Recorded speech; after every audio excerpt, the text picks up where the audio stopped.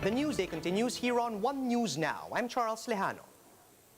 This just crossed our wires. Senator Bong Go has officially declined the nomination of PDP Laban as their presidential candidate in next year's polls. The former special assistant of the chief executive said he's not interested in the presidency. However, in a letter addressed to PDP Laban President, Energy Secretary Alcusi, Go said he will leave the future of his political career in God's hands.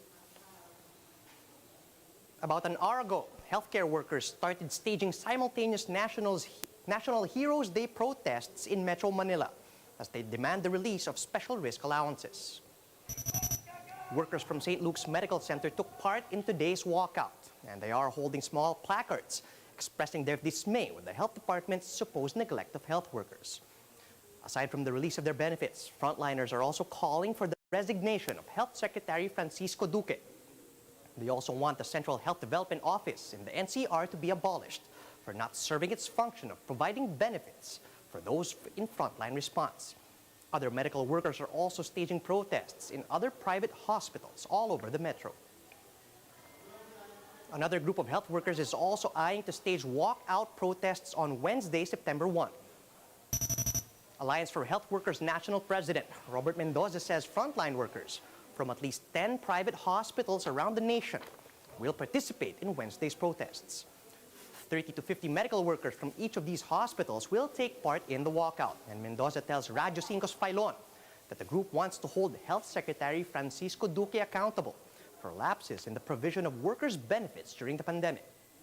Actually po, napag-usapan namin ito with mga leaders po natin sa Department of Health at nakita naman talaga nila na hindi na katanggap-tanggap yung mga reason na yan kasi ang tagal na rin yan at nakailang beses na nagsubmit po mga director natin ng mga dokumento, ng mga requirements. Pero bakit hanggang sa kasalukuyan, ganun pa rin ang nangyayari? Parang kailangan i-fast track talaga ng mga ito para mapigilan natin yung mga magre-resign, yung mga mag-retirement. But over the weekend, health spokesperson Maria Rosario Vergere pleaded with frontline workers not to stage protests, as these may disrupt hospital operations. But Mendoza says both patients and hospital facilities understand the need to draw attention to the plight of health workers. The health department promises frontliners that they are working on fast-tracking the provision of promised benefits. Kami pa rin po ay nakikiusap sa ating mga healthcare workers because ito po ay makakaapekto ng maigi sa ating operation sa ating ospital at nakikita naman po natin ang kalagayan o sitwasyon ng ating mga ospital ngayon. Ginagawan po ng DOH ang ating lahat ng makakaya para maibigay po natin ang mga kahilingan at mga benepisyo ng ating mga healthcare workers. The Alliance for Healthcare Workers also believes that the 311 million peso budget released for their Special Risk Allowance or SRA is not enough. On Radyo 5's Filon, the group's president noted that the SRA fund requested by PGH alone has reached almost 200 million pesos. This shows that the DOH's 300 million peso fund is not enough to cover frontline workers from hospitals in the rest of the country. Mendoza added that the goal of their protests go beyond benefits and allowances. Hindi po kami titigil hanggang September 1 lang kasi alam naman natin na ngayon may deliberation ng budget for 2022 kaya patuloy ang panawagan din natin na dapat i-prioridad ang kalusugan ng mamayan kaya dapat talagang itaas talaga ang budget pang kalusugan 10% dapat doon sa GDP ang ating hinihingi para dahil may pandemya para i-prioridad talaga ang kalusugan, ang budget pang kalusugan. For now, the DOH explains that at least 17,500 health workers are eligible to receive their SRA. Spokesperson Maria Rosario Vergere says they are still waiting for other applicants from other regions. But she clarifies that the SRA is only for those who directly attend to COVID-19 patients. Vergere says amendments to the law are needed to extend this coverage to all health workers.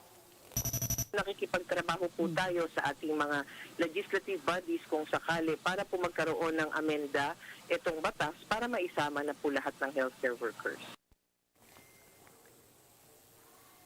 4 out of 5 or 80% of Filipino adults approve of the national government's response against the spread of COVID-19. That's according to the survey conducted by the OCTA research group last July 12 to 18. Metro Manila posted the highest approval rating of 87%, followed by Mindanao at 84%, while Visayas respondents recorded the highest disapproval at 12%. Pregnant women are among those considered to be more susceptible to the COVID-19 infection. How can mothers protect their babies from the coronavirus? And can an infected mom breastfeed her baby? We'll get the answers to these questions straight from the World Health Organization. I'm sure that mother is very concerned about her own health as well as the health of her own baby. But it's really critical to understand that WHO not only says it's safe to breastfeed, but it is highly encouraged that she breastfeed her baby. We know that the breast milk itself is not a means of transmission of the virus to her baby. There are also concerns about just her own care of the baby and being so close to the baby that comes from that close contact during breastfeeding. And yet what we find is that in fact the transmission risk to that baby is very, very low. And in fact, if the baby were to get infected, babies typically have very mild cases of COVID, and so it's not a significant health risk. On the other hand, we have to weigh that against the loss of the benefits of breastfeeding. It's critically important that we also continue to protect that baby from many of the other diseases that they might get if they were not breastfeed. And when we've done cost-effectiveness analyses, comparing is just so much more important. The benefits of breastfeeding strongly outweigh the possible risks of transmission. Lawrence, describe to us what steps a mother should take if she has COVID-19 and is breastfeeding her baby. So that mother who has the baby and is breastfeeding certainly wants to do what she can to protect her baby from that, even though it's a small risk, but from that risk of transmission that could happen from close contact. And so we would recommend the same kinds of protections that she would have with other family members, of wearing a mask when she's around them, washing her hands frequently if she doesn't have access to safe, clean water for washing, then to use alcohol-based wipes and such. And so to continue to have contact, because it's important that the baby have contact with the mother, but that she have those kinds of just basic precautions against transmission. Lawrence, is it safe for a breastfeeding mother to get vaccinated? So based on all the evidence that we have, it is not only safe for breastfeeding mothers to be vaccinated, but it is also highly recommended. It is important for her own health, that she be protected from COVID, and that she's able to take care of her family as best as possible and doesn't get too sick.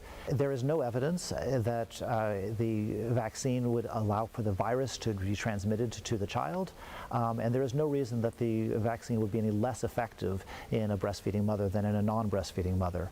We would definitely recommend that she should be vaccinated as soon as the vaccine is available to her to protect her and the community around her.